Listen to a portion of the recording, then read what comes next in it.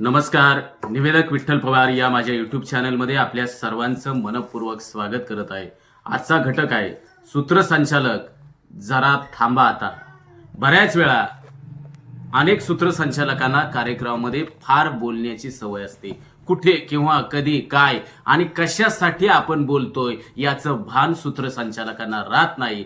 आणि असंच एका कार्यक्रमाला मी मान्यवर म्हणून उपस्थित होतो आणि त्या कार्यक्रमामध्ये असं काय घडलं की त्या सूत्रसंचालकाला अनेक दिवसानंतर सूत्रसंचालन करण्याची संधी मिळालेली होती. आणि तो सूत्रसंचालक जे लिहून आणलेली स्क्रिप्ट, लिहून आणलेले मटेरियल धडा धडा धडा धडा त्याने वाचायला सुरुवात केली आणि तो वाचतच राहिला. कार्यक्रमाचं स्वरूप तो 20 मिनिटं सांगत राहिला. आलेले मान्यवर, उपस्थित असलेले श्रोतेवर्ग हे एकमेकांमध्ये कुजबूज करायला त्यांनी सुरुवात केली. मान्यवरांनी संयोजकाकडे पाहिलं, संयोजक मान्यवराकडे पाहतायत आणि हा सूत्रसंचालक, नवोदित सूत्रसंचालक थांबायचं काही नाव घेईना आणि कार्यक्रम पुढे काही तो घेऊन जाईना.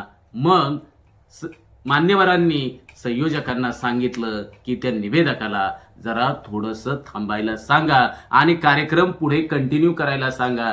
दीपप्रज्वलन, प्रतिमा पूजन, मान्यवरांचा सत्कार, प्रास्ताविक या सर्व ज्या बाबी आहेत त्या सूत्रसंचालकाला पुढे निवेदन करायला सांगा. हे त्यावेळेस आवर्जून सांगितल्याच्या नंतर संयोजकांनी निवेदकाचा पाठीमागून शर्ट ओढला आणि निवेदकाला त्या संयोजकांनी सांगितलं, अहो निवेदक जरा थांबा, आपण काय बोलतोय याचं भान जरा ठेवा आणि तुम्हाला कार्यक्रमासाठी आम्ही बोलवलंय याचा अर्थ तुमचं ज्ञान या ठिकाणी पाजळायला बोलवलेलं नाही. आणि असं म्हटल्यानंतर सूत्रसंचालकाला जाणीव झाली की आपण प्रमाणापेक्षा जास्त बोलतोय, कार्यक्रम पुढे आपण घेऊन जात नाही.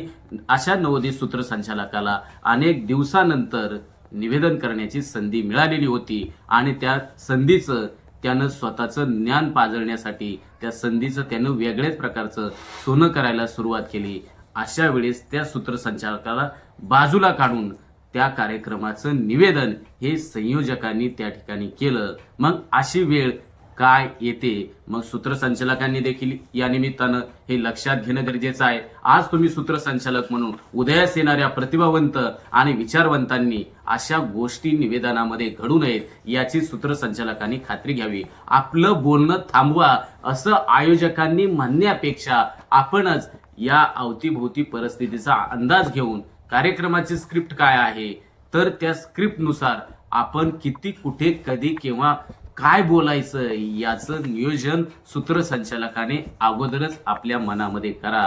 नाहीतर तुम्हाला जी निवेदनाची संधी मिळाली याचा अर्थ तुम्ही भाषण करणे नव्हे, याचा अर्थ तुम्ही सविस्तर विश्लेषणात्मक बोलणं नव्हे, तर या गोष्टी प्रकर्षाने सूत्रसंचालकाने टाळल्याच पाहिजे. जर कार्यक्रम 2 तासाचा असेल आणि त्या 2 तासाच्या कार्यक्रमामध्ये सूत्रसंचालक फक्त 11% बोलतो, म्हणजेच 120 मिनिटांमध्ये सूत्रसंचालकाचं निवेदन हे एकूण 20 मिनिटं असतं. हे सूत्रसंचालकांनी लक्षात घ्यावं. त्यासाठी कार्यक्रमाच्या स्वरूपासाठी 2 मिनिटं, तसेच उपस्थित दीपप्रज्वलन, प्रतिमा पूजन त्यासाठी त्याने 1-1, 1.5 मिनिटं, मान्यवरांच्या सत्कारामध्ये 1-1.5-2 मिनिटं, तसेच मान्यवरांच्या मनोगतामध्ये 3 मिनिटं, आभारामध्ये 4 मिनिटं, अशा रीतीनं एकूण 2 तासाच्या कार्यक्रमामध्ये सूत्रसंचालकाने फक्त त्या स्क्रिप्टचं 20 मिनिटच त्या ठिकाणी सूत्रसंचालकाने वेळ देणे गरजेचं आहे.